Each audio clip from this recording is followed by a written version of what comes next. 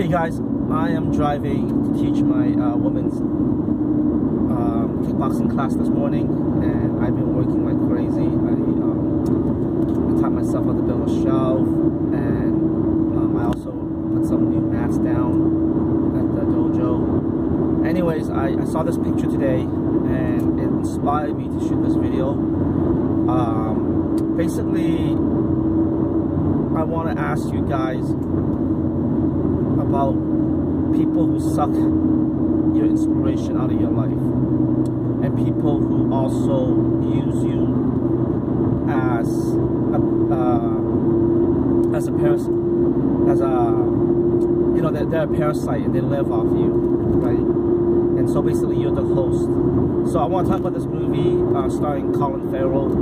I think it's called The Way Back, and it's based on a novel by a Polish prisoner called The Long Walk. And basically in this movie, Colin Farrell and a bunch of guys played prisoners stuck in the Russian gulag. Now, if you've never been in a communist concentration camp or anything that had to do with socialism, you would not dread this on your worst enemy, right? So if you watch the movie, it will give you chills. Basically, it is fucking freezing in the nowhere Siberia. That's where they're at. There's barely any food, and people are basically starving to death and freezing to death.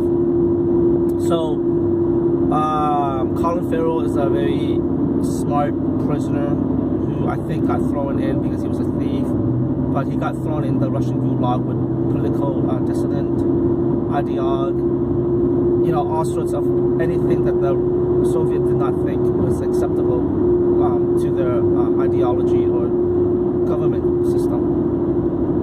Anyways, there's this new prisoners would come in all the time, and older prisoners would try to steal from them, will try to use them, try to take advantage of them.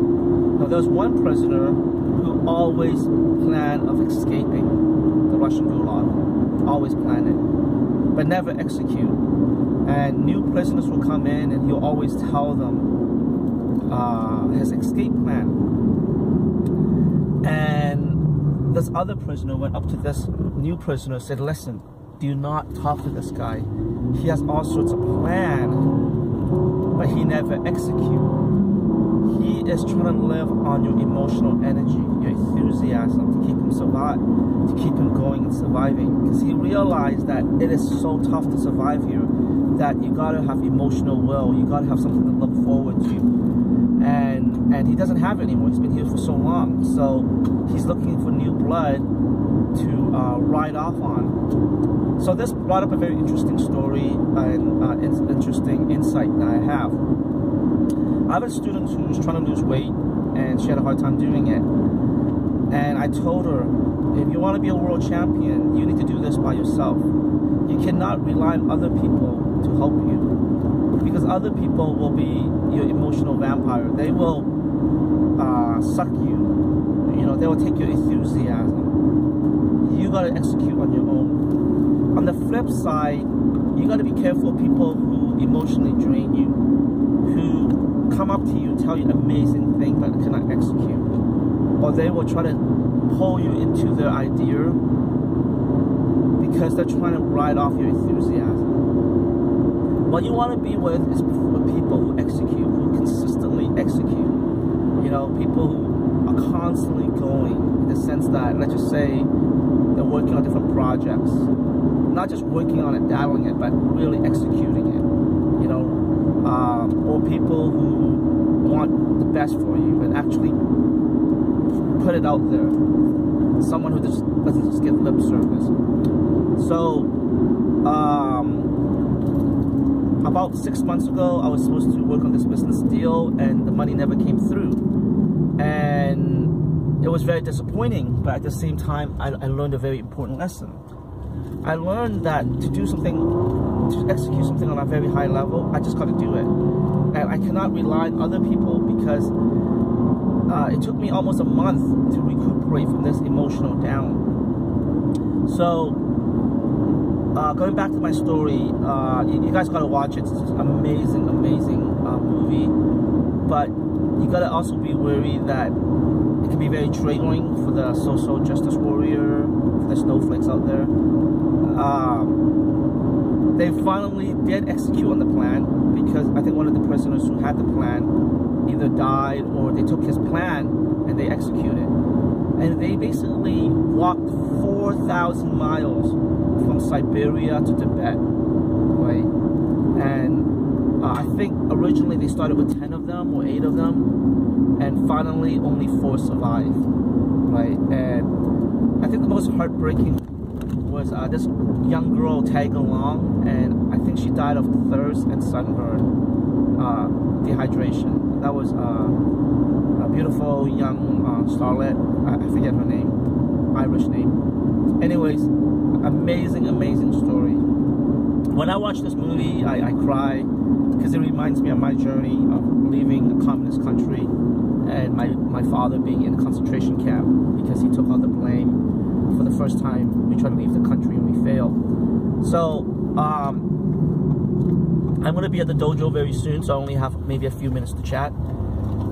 I just want to talk about emotional vampires again. You know, watch out for people who come up to you and give you grandeurs, or people who drag you along because they need a workout partner, right?